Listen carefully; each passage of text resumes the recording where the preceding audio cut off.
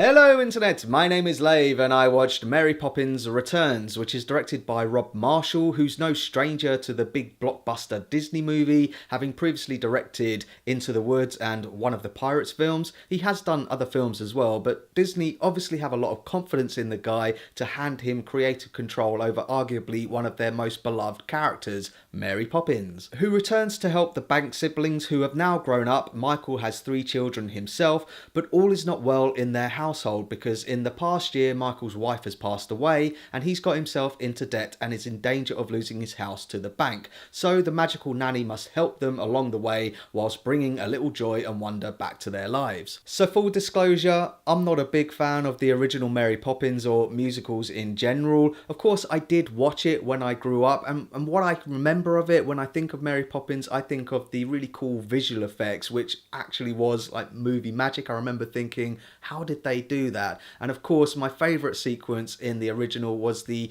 2D animation mixed with live action set pieces, which also makes a return under slightly different circumstances in this version and is easily my favourite section of the film, with traditional 2D hand-drawn characters with celebrity voice cameos lighting up the screen. It's a joy to see classical animation in this day and age. There's plenty of other extravagant musical set pieces. I'm just saying I enjoyed the 2D animation sequence the most. There's a really well executed bath time sequence which looks great. Meryl Streep has a topsy-turvy moment. It all has a familiar beat in terms of its story structure, and it does fit the story structure apart from one scene which involves the gas lamp lighters, who are the equivalent of the chimney sweepers from the first one. There's a scene where they all get lost and they're in London and then the lamp lighters show them the way home, and it just felt a bit redundant, like we have to put in a scene which is reminiscent of the chimney sweepers, so let's have them get lost and that will be it. Speaking of the lamp lighters, Lin-Manuel Miranda plays a character called Jack, who is the equivalent to Dick Van Dyke's character from the first one, carrying on the tradition of an American trying to do a Cockney accent and a "Gaw, blimey governor, as I live and breathe, it's Mary Poppins, gaw, blimey governor." He's not got the same charisma as Dick Van Dyke, but the guy is super talented. He has this sequence where he's rapping almost. He's singing, but it's as quick as a rap song. And he's doing it at the same time as doing all of this dance choreography. It's super impressive and really well choreographed. The songs in general are very catchy and whimsical. They harken back to the classical songs, but in and of themselves, I don't think they are classics.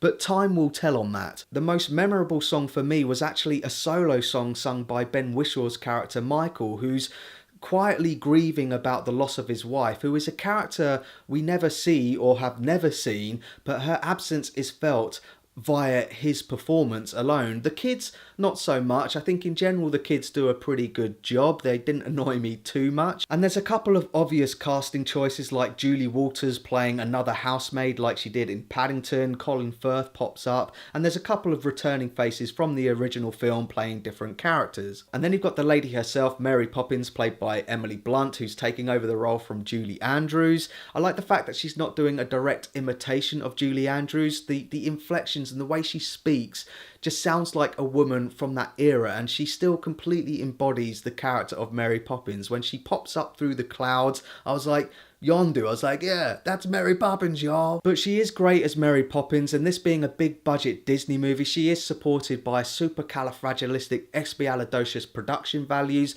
They've really thrown everything at it. It feels like the same world and the same universe, just 10, 20, 30 years down the line. And I also want to point out, if you look in the title sequence at the beginning of the film, I think they managed to work in some of the pre-production artwork in there. They work it into the story saying that it's Michael's artwork. He's also an artist as well as a banker, but if you look closely you can see that it's probably pre-production work, and I like films that do that, and it actually foreshadows the end of the film. So that's my thoughts on Mary Poppins Returns, and pause the video if you want to take a closer look at my enjoyment tracker now. It's good, clean, classical family fun. I'm sure it will go down a whole lot better with fans of the original, which I'm not, but it's clear that everyone involved behind the scenes and in front of the camera clearly are passionate about the original.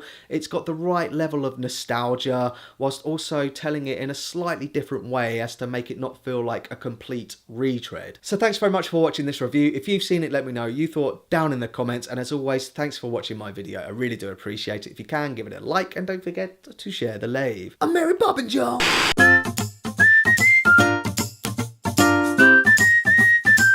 Subscribe.